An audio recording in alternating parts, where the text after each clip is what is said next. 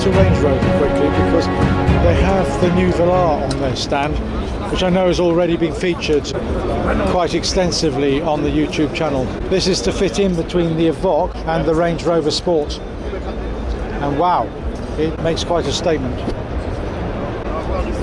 So the body doesn't seem to be that much smaller to me actually than the Range Rover Sport, I have to be honest.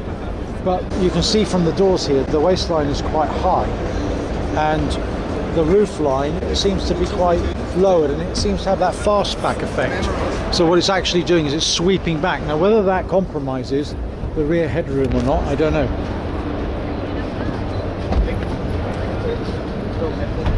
That's what Chris was talking about, it's got double screen.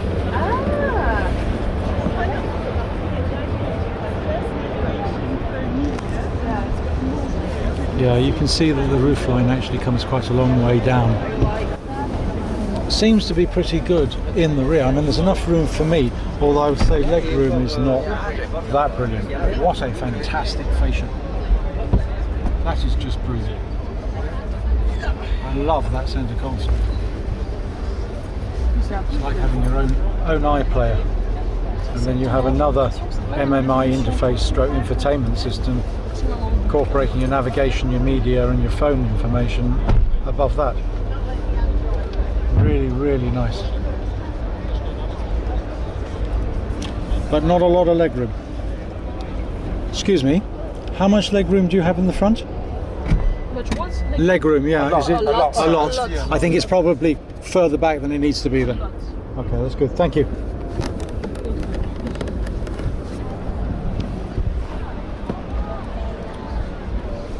Decent boot. Wow. Actually, that's very good boot room. Now, the starting price for the Velar was going to be in the vicinity of 42 to 45,000, with the top range version being up at 85, depending on the spec that you have. And I was told the other day that, in fact, a lot of people are specifying a leather look and leather feel in the car, but without using animal parts. So that would be very interesting, and there's quite a demand for it.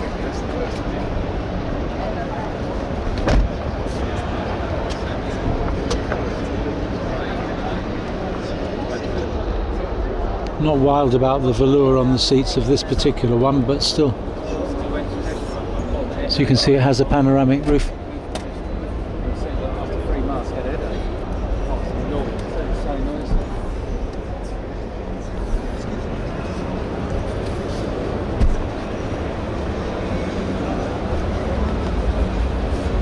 Yeah, we've got a different spec one here. I think it is in leather.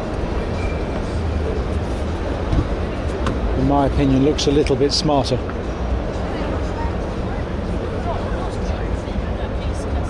Alcantara roof lining and leather door lining, leather fascia lining. Very smart indeed.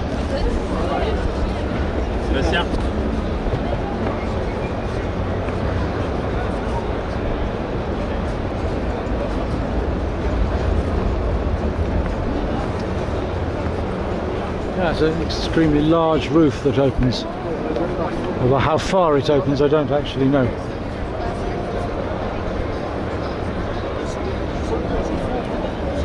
Very much a fastback style. And that is the Velar. I am sure that will sell in copious numbers.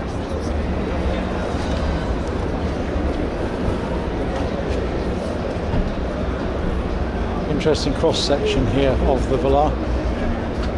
Give you an insight into the actual car. It's quite a clever idea. And you can see that the central screen with the MMI interface actually comes forward when the car is started, which apparently makes it easier to be able to get at the buttons to check, because I'm actually quite critical of manufacturers that rely too heavily on replacing buttons with touch screen, because when you're actually driving it's more difficult to get to the right spot, especially if you've got to guide yourself through a number of different menus.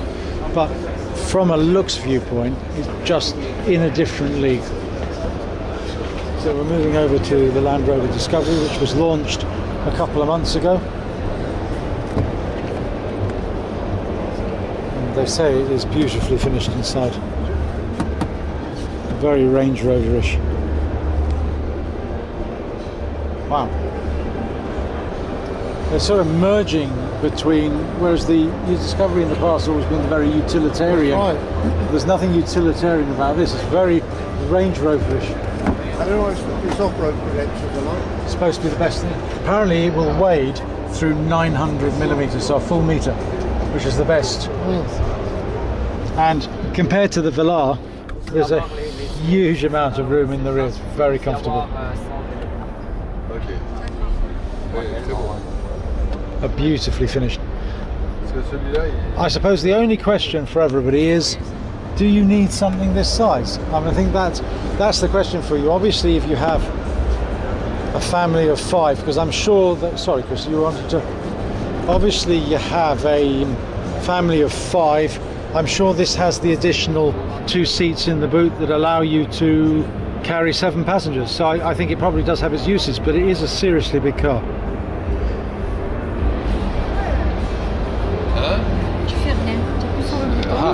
So it's a one-piece rear door.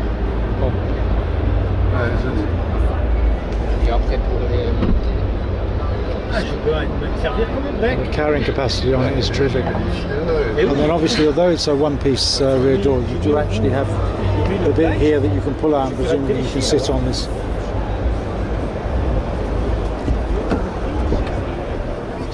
Then we have the 7 seats.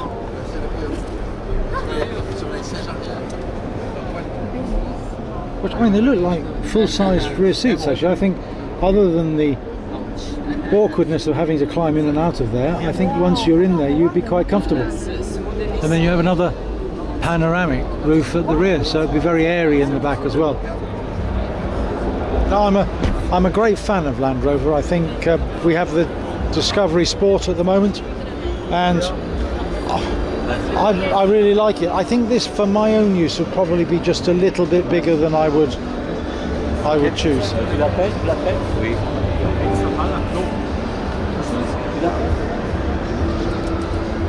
So there you have it, Land Rover. Which brings us on to the Jaguar stand. I don't think there's anything new on the Jaguar stand particularly, except for, actually I take that back, the F-Pace, which was announced about 3 or 4 months ago and is the all-electric Jaguar.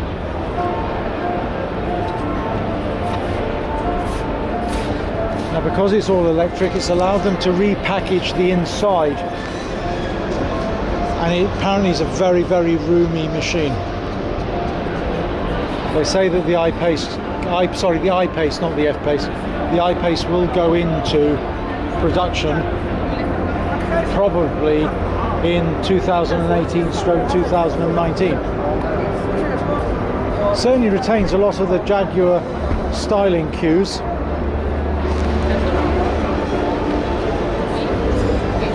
Perhaps wouldn't have it in this colour myself. And at the moment I rather imagine the inside is pure concept.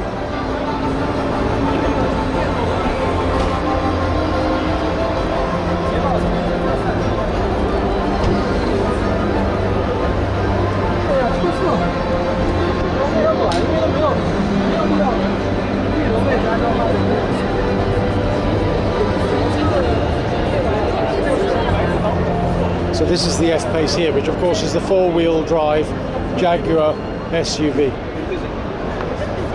Nice car.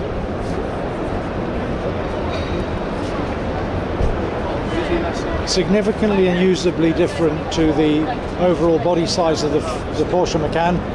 It's supposed to have a lot of the sports characteristics you find on the Macan, but the F-Pace is actually a little bit bigger. Lot of Jaguar styling cues. Compared to the Discovery Sport that we have at the moment, it's got a nice large MMI interface and infotainment center screen right in the center of the center console.